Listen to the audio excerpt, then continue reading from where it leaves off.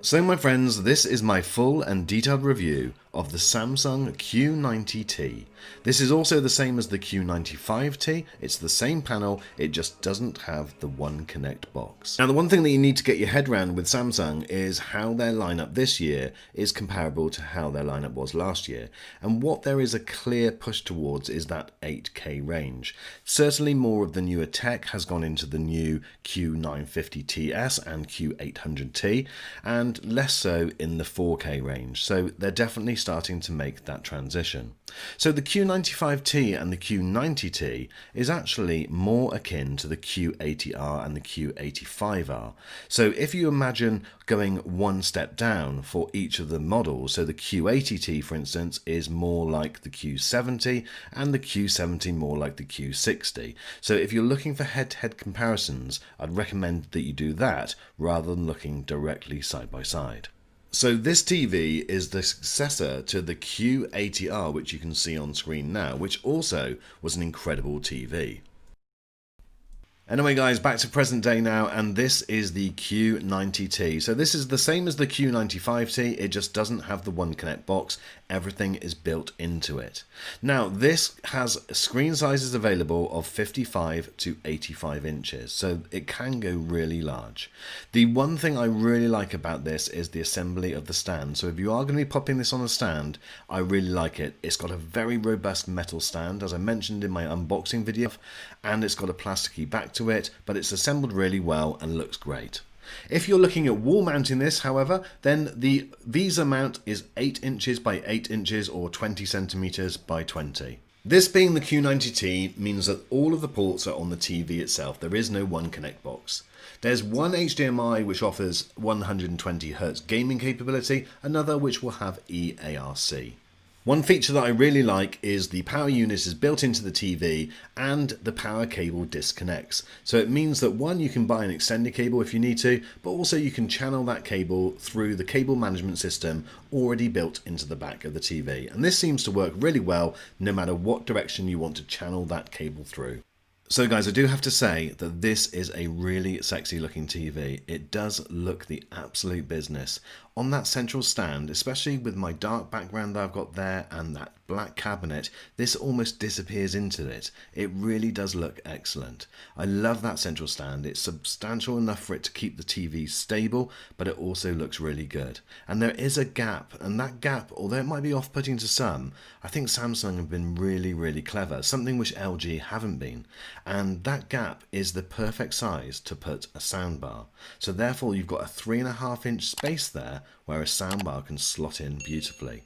To give you an idea of front to back measurements, it's around 23 centimeters or around 9 inches, so that gives you an idea of how far off the wall it would be. The bezels are super thin all the way around the outside, exactly what you'd expect, and it looks very sleek indeed.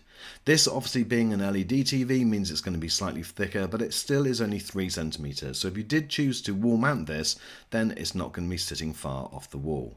This is what it looks like from just around the rear, and I think again that stand looks brilliant. Again guys, please excuse all of the cables. Plugging everything in before you turn the TV on makes it very easy to set this thing up. It will do it automatically and you just run through all of the different screens. It will even find and detect the different programs all in the background as you go. So if you are using a digital antenna, then while those programs are being installed, you can connect to your wireless network and set up the rest of the TV. Again, it's very simple. It's a pleasure to do so. Now you can also use the SmartThings app if that's something that you wish to do, but you've got the choice of doing it either way. You can select a voice assistant, either Bixby or Alexa, to control the TV. So in absolutely no time you'll be set up and all ready and watching TV. One thing that I would say is out of the box, the standard definition isn't particularly brilliant. Certainly it can improve with a few calibration and tweaks, but what I would say is that it's a little bit oversaturated, it's a bit too bright, and you'll probably need to go in straight away to change some of those settings. So this is standard definition, and I think it doesn't do a bad job of the quality, but it's probably immediately noticeable as soon as you go to HD, you're going to be seeing a marked difference, and as you would expect. Now the one thing that I want you to keep an eye on in this video is the black levels, because again Same as the Q80R last year, I was absolutely blown away with the quality of the level of blacks. It was far better than I've seen on anything that isn't an OLED TV.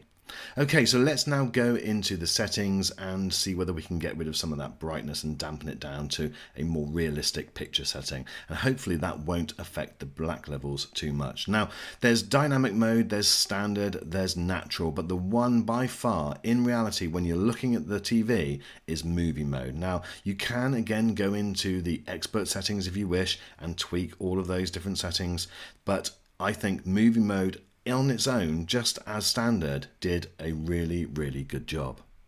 Those of you that have had a Samsung TV before will recognise the familiar layout. This year it is a dark blue rather than the white, and I think I may prefer the white, but it's no great deal breaker. Obviously you've got access to your quick settings, which I think is really good because you can go in and tweak things without going through the full menu system, and you can do the same with things like sound and your different networks that you've got connected.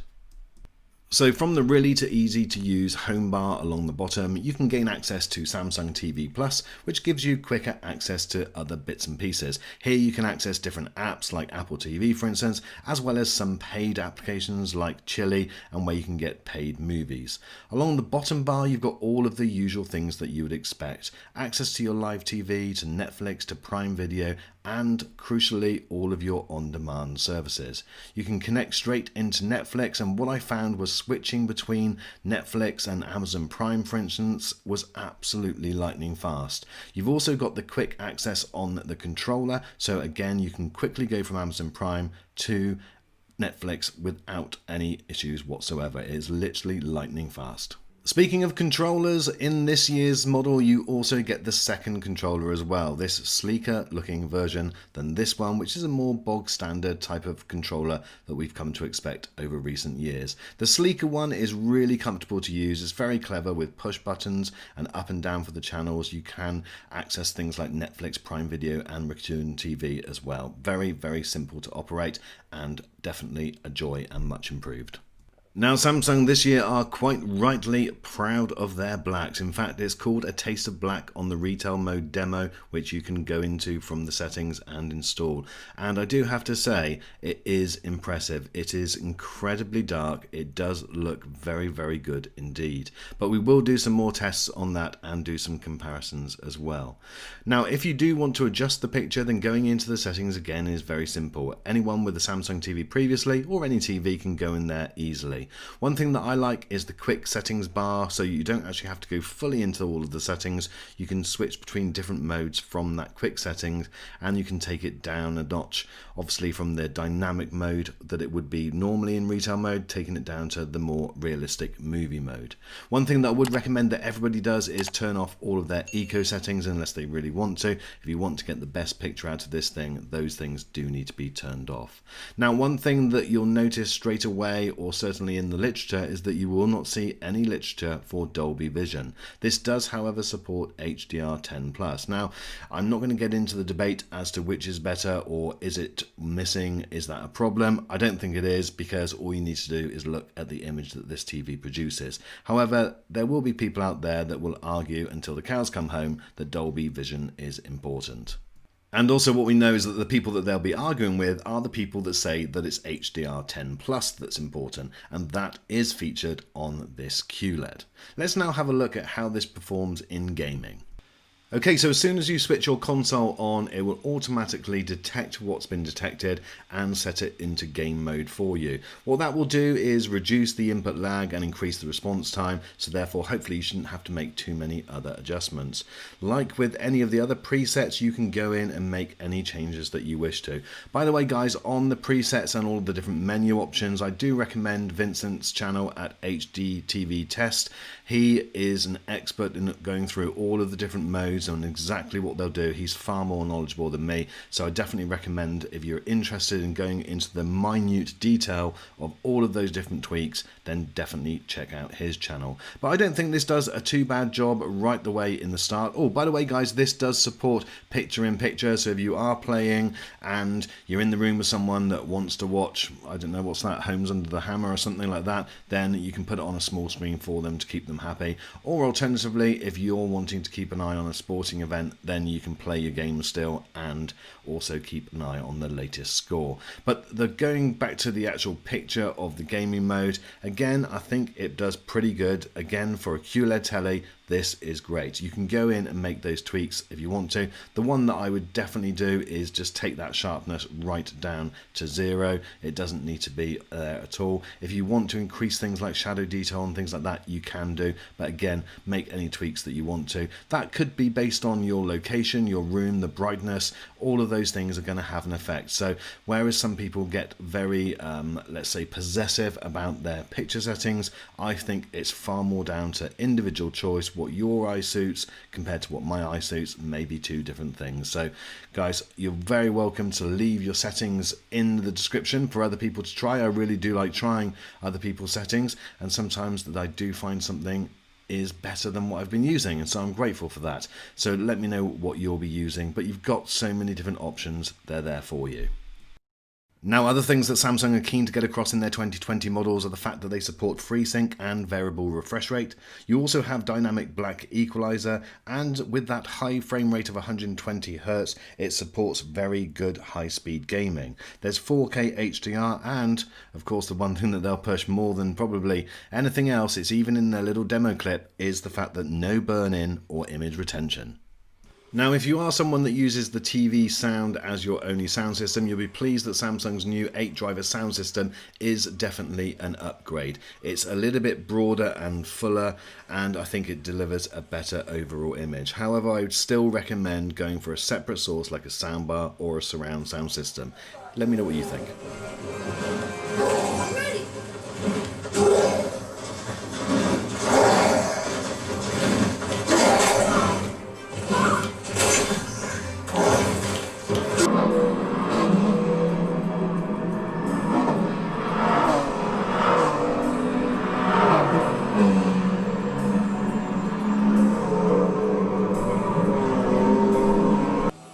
Now, if you're a serious gamer, then this may well be the TV of choice for you. The input lag is incredibly low. It's one of the lowest of any TV on the market at the moment. We found that it delivered a really good punchy performance in terms of picture quality too. One thing for you to bear in mind when looking at these pictures, this is on a PS4, it's not a PS4 Pro, and it's not an Xbox One S. And so therefore, as we see the next generation of consoles come in, this picture and quality is only going to improve more. Now, when we talk about picture quality in general, then it's important to know that this does have less dimming zones, quite a lot less than the Q90R. However, the image quality that it produces doesn't really say that. It's definitely less bright in the brightest of areas, but it does an incredible job right across the board. And we were very, very impressed with the detail, the brightness that it does get to, and also the level of blacks as we've mentioned previously. So as well as delivering excellent picture quality, fantastic detail, sharpness and brilliant blacks, you'll also be pleased to hear that there was no evidence of any blooming, and light leakage was very much to a minimum. Some to be expected on any QLED panel, but it was very, very unnoticeable with this set that we had. As we mentioned right at the start of this video, that this TV does need some tweaks before you're going to be happy with it, and probably more than some of the other TVs that we've looked at in the past. However, saying that, once you have made those changes, and those changes we mean things like looking at the default motion processing and seeing whether you want to make any changes there, because you probably will do. Also playing with things like local dimming and having that set maybe from standard to high, depending on your choice and what you're watching, then that is again something worth considering. But once you've done that, and once you've made those changes, I am absolutely 100% confident that you are going to be delighted with the image that this thing can produce. It really did surprise us. It looked brilliant, and I definitely recommend it. And finally, one last feature is the anti-reflective coating, because that is by far the best on the market at the moment. So if you are in a bright room and you're suffering from window glare, for instance, shining on your screen, then this is probably the TV that you need to choose. So my friends, I do hope this video has been helpful, and I really do look forward to seeing you on the next All Things Tech review.